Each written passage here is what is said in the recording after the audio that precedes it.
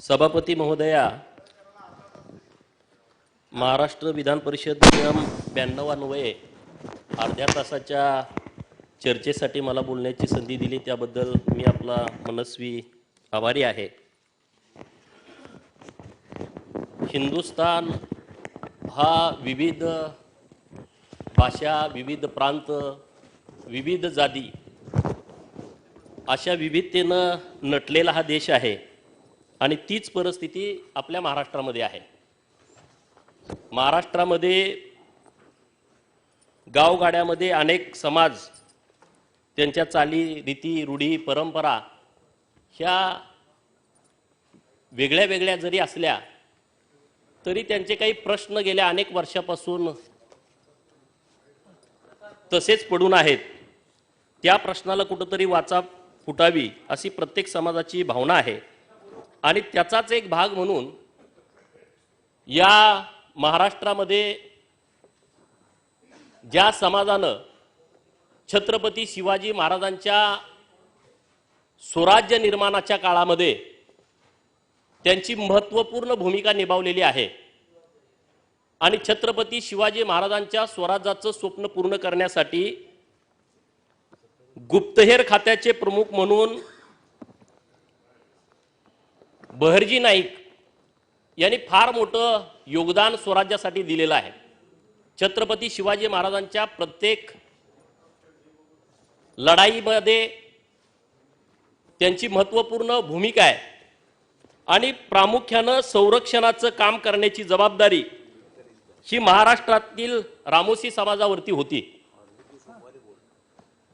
रामोशी समाज, बेरड समाज, बेडर समाज अशी वेगवेगळी नावं, नायकवडी, तलवार, वाल्मिकी अशी समाजाची वेगवेगळी नावं आहेत, परंतु त्यांचे नातेगोतेचे जे संबंध आहेत ते एकमेकाशी मिळते जुळते आहेत आणि म्हणून काही प्रश्न आपल्या माध्यमातून उपस्थित करायचे आहेत आणि त्या प्रश्नाला माननीय मंत्री महोदयांनी सिरियसली घ्यावं अशी आपल्या माध्यमातून विनंती आहे।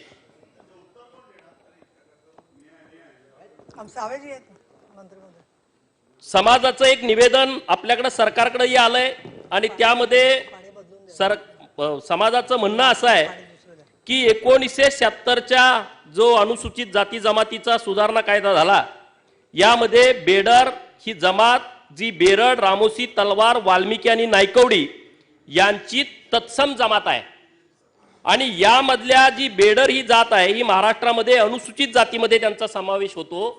रेशन कार्ड जर बघितलं नाही, बेरड आणि बेडर दोन्ही आहेत आणि एक भाऊ आहे तो अनुसूचित जातीमध्ये आहे, एक भाऊ हा भटक्या विमुक्तामध्ये आहे। म्हणजे असे अनेक विषय आहेत, तर याच्यावर एक व्यवस्थित संशोधन झालं पाहिजे आणि याचा समावेश अनुसूचित जाती आणि अनुसूचित जमाती, कर्नाटकमध्ये गेलं तर तिथं त्यांचा समावेश अनुसूचित जमातीमध्ये आहे। तर याचं एक व्यवस्थितपणे संशोधन व्हावं, सखोल अभ्यास व्हावा बार्टी मार्फत किंवा अन्य काही संस्था असतील।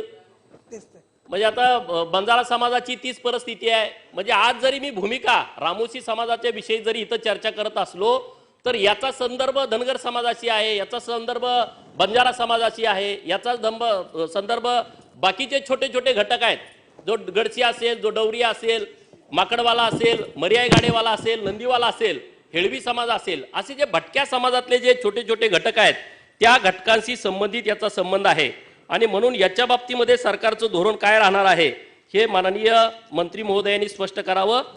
विमुक्त जाती फिजे भटक्या जमातीमध्ये आहे तर त्याचा जो अनुशेष आहे तो अनुशेष हा व्यवस्थितपणे भरला जावा अशा पद्धतीचं त्यांनी निवेदन आपल्याकडे दिलंय। खेडेगावामध्ये जे मुलं शिक्षण घेत आहेत, शिक्षणाचं प्रमाण आता चांगल्या पद्धतीनं रामोशी समाजामध्ये वाढायला लागलेलं आहे, तर त्याच्या बाबतीमध्ये राज्य सरकारच्या माध्यमातून आपल्याला नेमक्या कोणत्या कोणत्या सुविधा देता येतील तर त्या बाबतीमध्ये सरकारने एक धोरण आखावं। छोट्या छोट्या समाजाला न्याय मिळायचा असेल तर सत्तेच्या विकेंद्रीकरणामध्ये आपण रामोशी समाजाचं राजा उमाजी नाईक यांच्या नावाने एक महामंडळ काढण्याच्या संदर्भात राज्य सरकारने सकारात्मक विचार करावा अशी मागणी आपल्या माध्यमातून मला सरकारकडे करायची आहे। आणि बहिर्जी नायकांचं जे स्मारक आहे बानूरगडावरती आणि त्या स्मारकाचं काम राज्याचे आत्ताचे उपमुख्यमंत्री आणि तत्काल विरोधी पक्ष नेते यांनी हे स्मारकाचं काम हातामध्ये घेतलंय. तिथं फक्त 4 दगडाची समाधी छोटी होती आणि त्याच्या पलीकडे तिथं काही काम नव्हतं. परंतु मागे आम्ही सरकारच्या विरोधामध्ये होतो आणि माननीय देवेंद्रजींनी आम्हाला सूचना दिल्या की आपल्याला जे उपेक्षित राजे आहेत की ज्यांनी या स्वराज्यासाठी इंग्रजांच्या विरोधात असेल, मोगलांच्या विरोधात असेल, निजामशाहीच्या विरोधात असेल, आदिलशाहीच्या विरोधात असेल, ज्या ज्या महापुरुषांनी काम केलंय तर त्यांच्या स्मारकाचं जीर्णोद्धार झाला पाहिजे. आणि त्या संकल्पनेतून आमच्या आमदारांना काही सूचना दिल्या पार्टीनं, माननीय देवेंद्रजींनी, आणि माझ्या आमदार फंडातून 50 लाखाचं, सदाभाऊ खोत यांच्या फंडातून 25 लाखाचं, असं 75 लाखाचं खूप चांगलं काम तिथं पूर्णत्वाकडे आलंय. 3.5 कोटीचा आराखडा आम्ही तयार केलाय आणि त्याच्यासाठी पैसे मंजूर करून द्यावेत अशी आपल्याकडे मागणी आहे. कारण गुप्तहेर खात्याचं काम त्या काळामध्ये कोणतीही साधनं नसताना, कुठल्याही सुविधा नसताना इतकं अप्रतिम बहिर्जी नायकांनी केलाय. जगातले अनेक देशाचे गुप्तहेर संघटनांचे प्रमुख हे बहिर्जी नायकांना आदर्श मानतात आणि त्या व्यक्तिमत्वाचं एक मोठं स्मारकाचं काम आपल्या राज्यामध्ये व्हावं अशी आपल्या माध्यमातून विनंती आहे. दुसरे, इंग्रजांच्या विरोधामध्ये ज्यांनी मोठी लढाई केली, अनेकांची नावं आहेत, काही नावं लोकांच्या समोर आली नाहीत.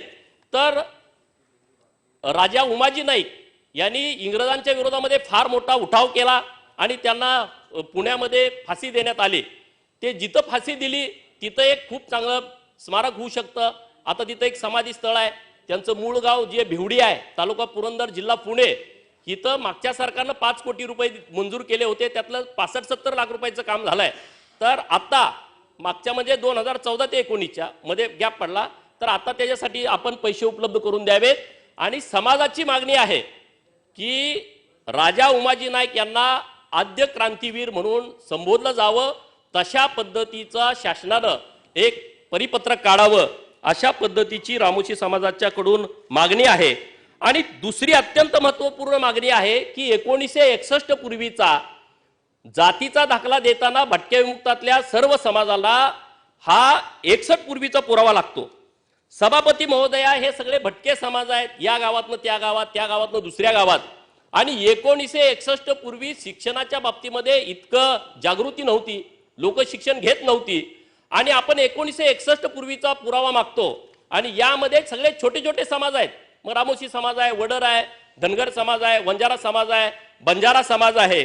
आणि हे तर गोसावी, बेलदार, भराडी, भूते, चित्रकती, गारुडी, लोहार, गोल्ला, गोंधळी, गोपाळ, हेळवे, जोशी, काशीकापडी, कोल्हाटी, मैराळ, मसनजोगी, नंदीवाले, पांगुळ, रावळ, सिकलगार, वासुदेववाले, वैदूवाले, भोई, बहुरूपी, ओतारी, मर्याय गाडीवाले, कडक लक्ष्मीवाले, मरगम्मावाले, गिहारा, गहरा, हे जे छोटे छोटे समाज आहेत, गुसाई, गोसाई, मुस्लिम मदारी, गारुडी सापवाले, जादूगार, भारतीय इराणी, गवडी मुस्लिम, गवडी गावलान, गालवान गोपाल, गवडी, असे जे छोटे छोटे अस्वलवाले, हे वाघवाले, बागडी, हे जे छोटे छोटे समाज आहेत, सभापती महोदया, या लोकांना 1961 पूर्वी ज्या गावात ते जायचे, आता वासुदेव एखाद्या गावात गेला तर तिथंच राहायचा. त्यांना तिथं जर मूल जन्माला आलं तर त्या ग्रामपंचायतमध्ये नोंद करायचं, कुठं करायचं त्यांना कल्पना नाही. आणि एका गावामध्ये भटका समाजाचा माणूस 2-4 दिवसाच्या पुढे राहत नाही, 8 दिवसाच्या पुढे राहत नाही. धनगर समाज मेंढरं घेऊन गेला चारायला, त्याचं मेंढपाळाची त्यांची ठिकाणं वाडा असतो, तो गावापासून दूर असतो. तिथं जर मूल जन्माला आलं तर त्याची शासन दप्तरी नोंदच होत नाही.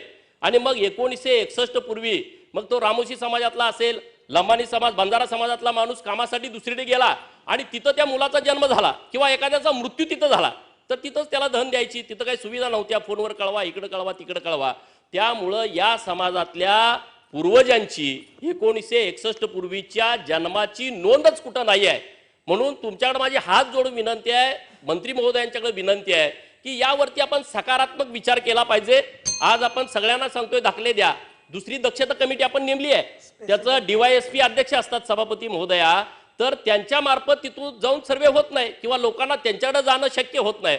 म्हणून एक व्यवस्थितपणे ह्याच्यावरती निर्णय करावा अशी आपल्या माध्यमातून मी या अर्धा तासच्या चर्चेमध्ये मागणी करतो आणि आपलं धन्यवाद देतो की मला तुम्ही बोलण्याची संधी दिली. ABP माझा, उघडा डोळे बघा नीट.